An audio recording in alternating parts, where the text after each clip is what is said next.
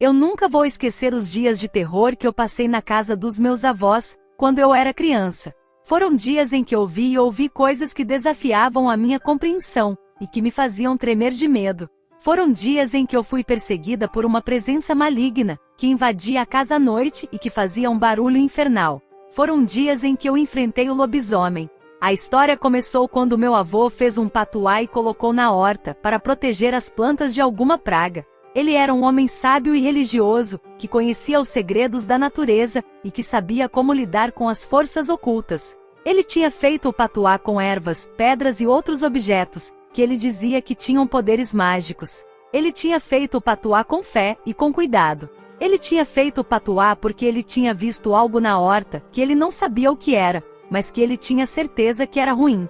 Ele tinha visto algo que se movia entre as plantas, e que deixava um rastro de destruição. Ele tinha visto algo que tinha um cheiro forte, e que fazia um som estranho. Ele tinha visto algo que tinha olhos vermelhos e que o olhava com ódio. Ele tinha visto algo que era um lobisomem.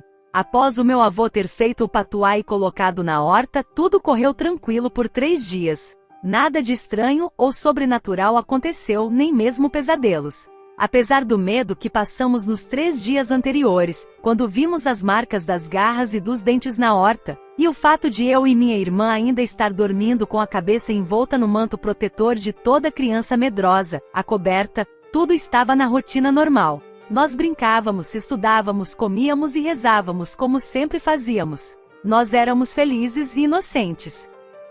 Até que na madrugada do 3º para o 4º dia, começaram aos poucos os eventos estranhos e inexplicáveis que se resultaram em muitas noites de medo, gritos e sem dormir. Foram noites em que a casa era invadida por um visitante indesejado, que vinha nos assombrar e nos atormentar. Foram noites em que a casa era tomada por um barulho infernal, que vinha dos passos, das unhas, dos dentes e da risada do lobisomem.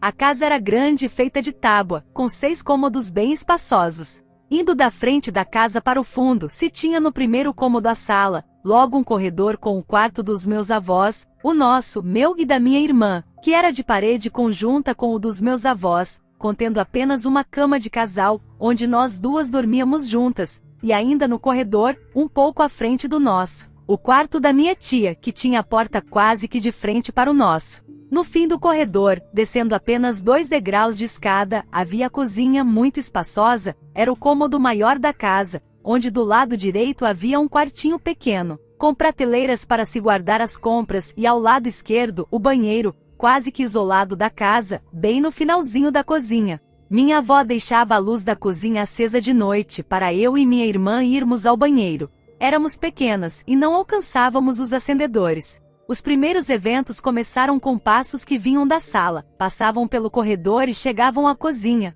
Eram passos pesados e arrastados que faziam o chão de piso queimado estalar. Eram passos que mexiam nas coisas e no quarto de alimentos. O barulho de coisas caindo no chão acordava a casa toda. Logo víamos o meu avô passar pelo corredor e ir conferir se as portas estavam fechadas. Ele acreditava ser algum animal que havia adentrado à procura de comida. Só que não havia explicação, uma vez que não havia nada fora do lugar, e a casa estava bem fechada. Logo meu avô retornava para o quarto, enquanto da cama, eu e minha irmã acompanhávamos tudo com os olhos e ouvidos atentos à direção do corredor. Ouvíamos ele fazendo umas orações estranhas e voltando a dormir. Não se passava muito tempo, e logo os passos voltavam, fazendo ruídos no chão de piso queimado.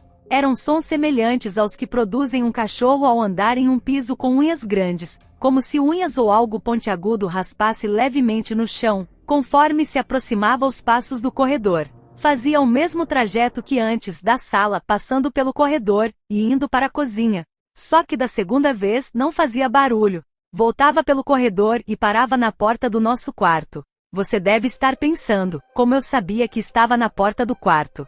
Simples, eu deduzia, devido ao barulho dos passos pausar por um tempo nesse trecho do corredor. Permanecia um silêncio por alguns minutos. Logo, como se saísse correndo, o barulho era mais alto e mais rápido, até a porta da sala se abrir e algo sair por ela fora, deixando os cachorros loucos a latir e perseguir algo por toda a extensão da horta, até não se poder mais ouvir o latido à distância, mato adentro. No outro dia, a porta estava aberta para trás, mas a casa intacta, nada fora do lugar, nada faltando. Isso ocorreu do terceiro dia da aparição na horta até o sexto dia, sem falhar um dia, e sempre a mesma coisa e no mesmo horário.